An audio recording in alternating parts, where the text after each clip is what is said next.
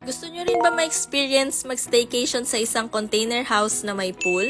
Kakaibang staycation to na for as low as 5,500, good for 12 packs. If day tour, makakagora na kayo dito. May additional discounts pa for senior citizens, students, balikbayans, and birthday celebrants. Tara, staycation tayo!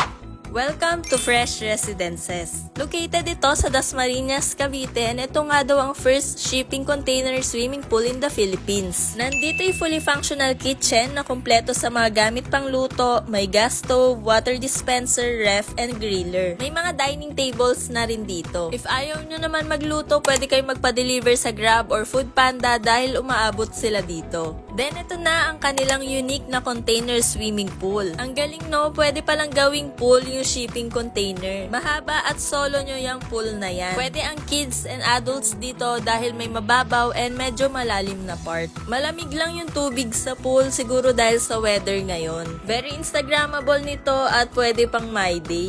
May mga tambayan spots rin dito, may swing, and pwede kayong maglaro ng darts. May dalawang toilet and bath dito sa baba na malinis at maluwag. Akyat naman tayo sa taas, bali may dalawang rooms na gawa din sa shipping container pero condo feels. So this is the first room. Maaliwalas, spacious, may sofa, one double bed, and may extra bed pa. Pwede rin kayo mag-Netflix and chill dahil may smart TV. Then may own toilet and bath na rin dito sa loob. Then itong isang room, ito yung kanilang soundproof KTV room na kahit magdamag kayo magkantahan, caring-carry. Updated rin yung mga kanta dito kaya talaga mag-e-enjoy kayo. Dito man lang matuloy na yung plano nyong inuman na may video okay. Kapag may mga senglot na, pwede na kayo dumiretso ng tulog dahil may mga beds at sofa na na-extend. May sariling toilet and bath na rin dito. Napansin ko nga lang din lahat ng CR nila dito may electric fan para presko daw habang umi-air na.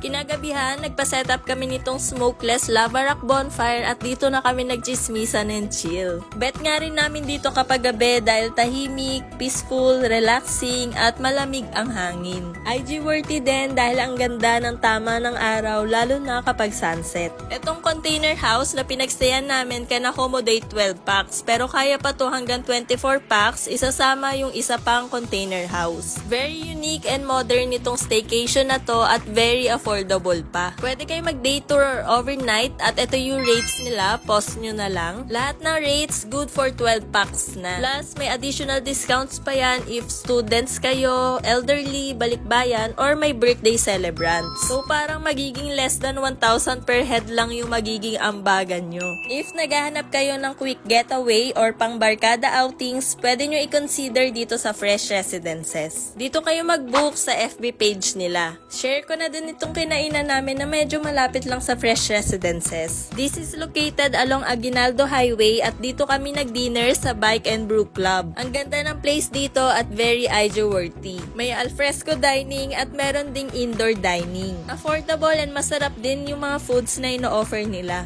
Must try dito yung sisig at sizzling pork steak. Sa drinks naman, nagustuhan ko yung Spanish latte na in-order ko. May private room din silang pwede nyong i-rent at dito mag-video okay. Open sila everyday from 11:30 AM to 11 PM. And see you sa next gala. This is Shanice, your runaway girl. Bye!